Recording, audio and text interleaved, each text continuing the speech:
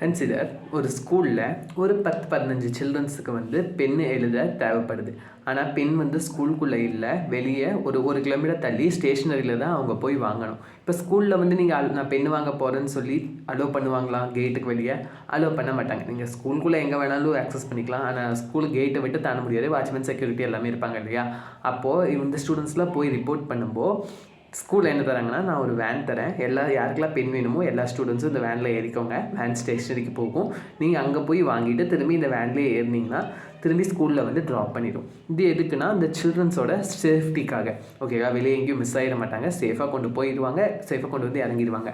அதே மாதிரி தாங்க கூகுள் க்ளவுடில் ஒரு ப்ரைவேட் நெட்வொர்க் இருக்குது. அந்த ப்ரைவேட் நெட்வொர்க் தான் உங்கள் ஸ்கூலுன்னு அச்சீவ் பண்ணிக்கோங்க. அதே மாதிரி அதுக்குள்ளே ப்ரைவேட் சர்வர்ஸ் இருக்குது. அந்த ப்ரைவேட் சர்வர்ஸ் தான் சில்ட்ரன்ஸு. அவங்க வந்து இன்டர்நெட்டை வெளியே ஆக்சஸ் பண்ணணுன்னா டேரெக்டாக ஆக்சஸ் பண்ண முடியாது. ஏன்னா அது செக்யூர் இல்லை, ஹேக்கர் வந்து ஹேக் பண்ணிடுவாங்க. ஸோ க்ளவுட் நேட்டுன்னு ஒரு சர்வீஸ் இருக்குது, அதாவது நெட்வொர்க் ஆக்சஸ் ட்ரான்ஸ்லேட்டர்னு சொல்லுவோம்.